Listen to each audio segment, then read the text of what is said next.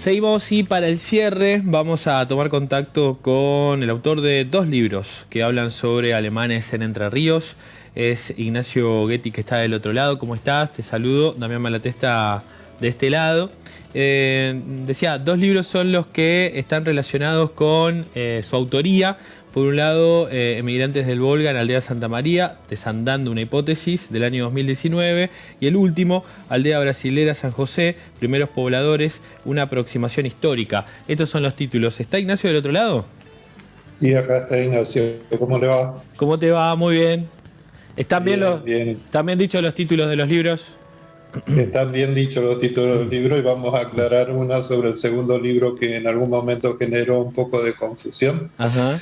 Aldea Brasilera también se la llamó Aldea San José. Entonces bien. alguien confundió Aldea San José, que también se llamó la primera aldea, que fue en Crespo, que después se integró a Crespo. Bien.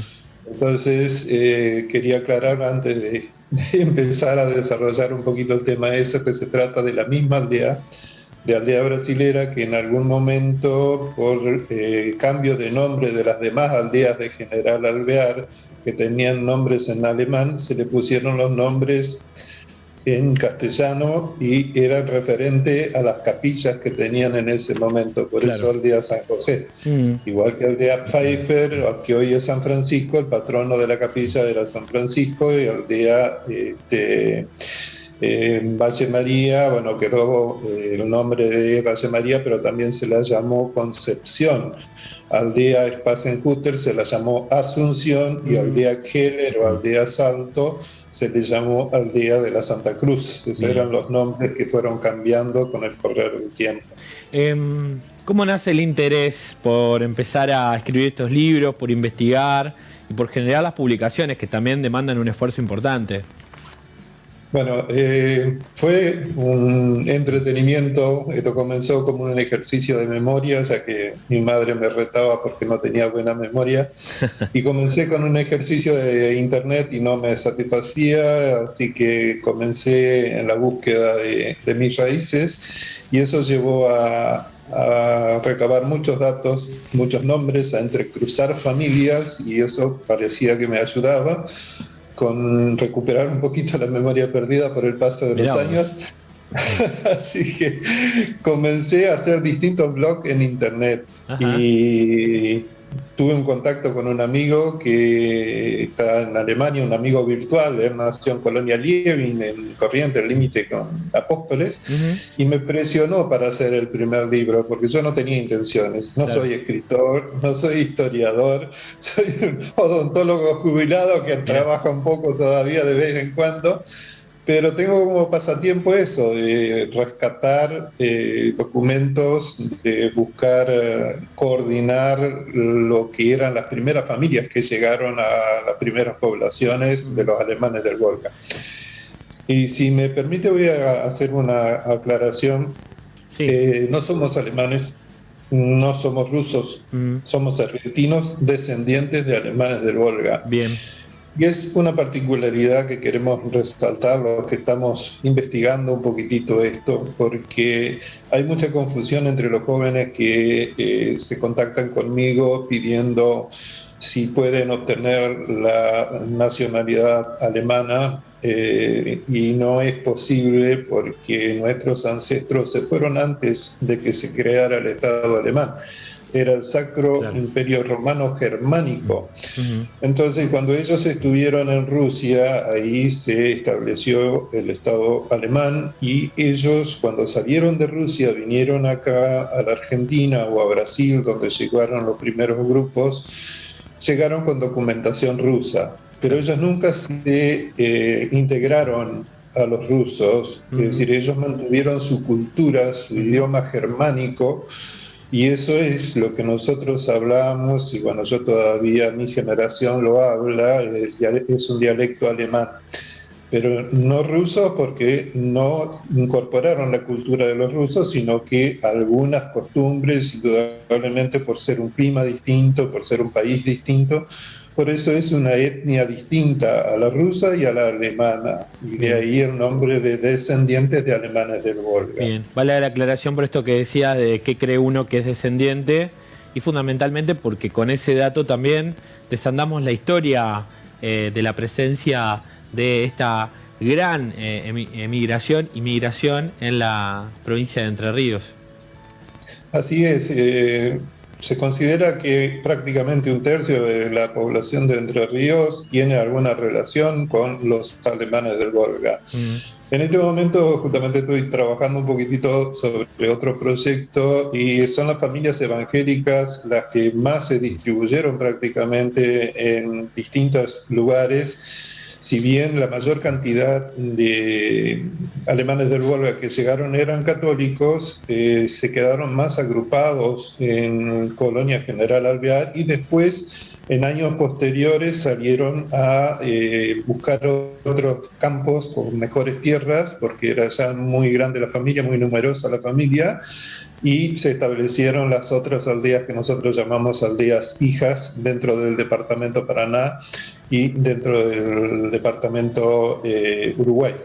Pero las familias evangélicas llegaban en pequeños grupos y se distribuían y no siempre se asentaban en aldeas o en colonias, sino que muchas veces conformaban lo que llamaban las aldeas arrendatarias, es decir, que arrendaban un campo, se establecían 4 o 5 familias y a veces lograban comprar el campo y se establecía una aldea, y si no, arrendaban otro campo, se mudaban a otro lugar, y de ahí que cuando uno investiga encuentra nombres raros que son los nombres de los propietarios de las chacras donde ellos estaban. No son localidades, no existen esas localidades, pero eran los propietarios de los campos donde ellos arrendaban, entonces el domicilio figuraba ahí. Bien.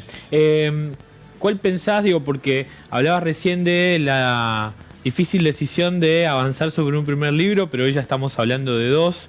¿Qué es lo que has ido encontrando en el camino? Que me imagino es fundamentalmente el aporte que se genera a toda la comunidad, pero ¿qué conclusión vas sacando?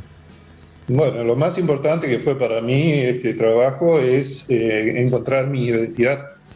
Eso para mí fue algo que nunca había pensado, que a través de esto yo podía saber por qué soy como soy, por qué soy tímido, por qué soy miedoso, porque afortunadamente pude superarlo, muy introvertido, siempre con ese temor de equivocarnos. Desde chico siempre nos decían que no interviniéramos en las conversaciones, que nos apartaban un poco, eran comunidades muy cerradas. Y bueno, yo tuve la posibilidad de estudiar en una universidad, tuve la posibilidad de estar en la gran urbe como es Buenos Aires, y bueno, ahí uno comienza a relacionarse y a través de la profesión lo mismo, pero todavía cuando uno va a distintas aldeas se nota todavía un poco eso, que seguimos siendo algunos muy cerrados, muy poco abiertos, y esa falta de comunicación que creo que es muy importante hoy día. Si bien hablamos de aldea global,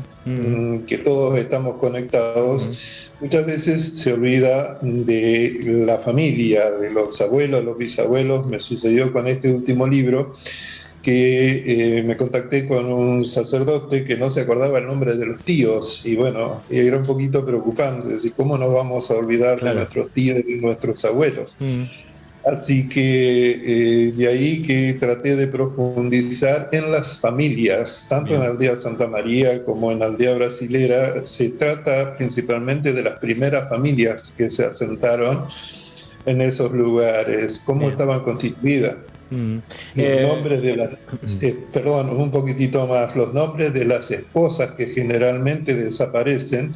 Eso es lo que trato de reconstruir, es decir, no figuran en los monumentos, no figuran en los libros, y bueno, en mis libros trato de documentar todo eso, quiénes fueron esas mujeres que trabajaban a la par de los hombres y no más que los hombres, porque se encargaban a veces de las tareas no solo de la casa, sino de acompañarlo en las tareas de los campos. Muy buen dato ese que estás dando sobre el final.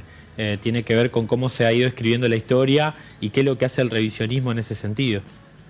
Exactamente, por eso hoy valoramos mucho la actividad de las mujeres, pero no nos debemos olvidar que nuestras abuelas y bisabuelas también trabajaban mucho y hicieron todo lo posible para que nosotros hoy tuviéramos un mejor porvenir. Bien. Yo lo que quería resaltar era el agradecimiento a la Asociación Descendientes de Alemanes del Volga de Aldea Brasilera, que fue la que hizo posible que este libro se editara. Y ellos son los encargados de venderlo. Yo no tomo parte de esto, igual que el libro de Emigrantes de Aldea Santa María, a la editorial Fundación La Endija, mi agradecimiento, porque sin ellos no hubiera sido posible. Como dije, no soy escritor, así que agradezco muchísimo a ellos por haberme ayudado a que esto se pueda hacer. Muy bien, bueno, sí, siempre estamos poniendo en valor también el trabajo de las editoriales que acompañan a los autores, como en tu caso, sin experiencia, para poder hacer realidad estas publicaciones que ahora se vuelven, de alguna manera, parte de nuestro patrimonio, de la identidad de entrerrianos y entrerrianas.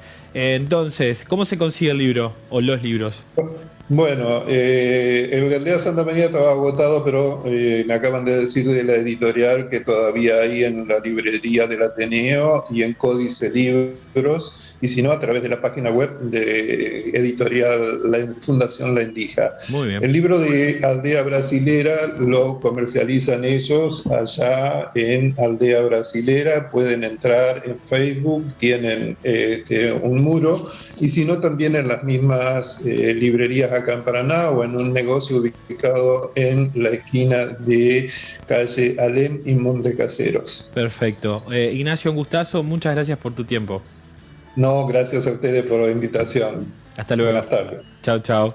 Ignacio Ghetti entonces con nosotros, hablando de estas publicaciones que cuentan la historia también de otros entrerrianos y entrerrianas, la historia familiar y fundamentalmente la identidad, cómo estamos conformados.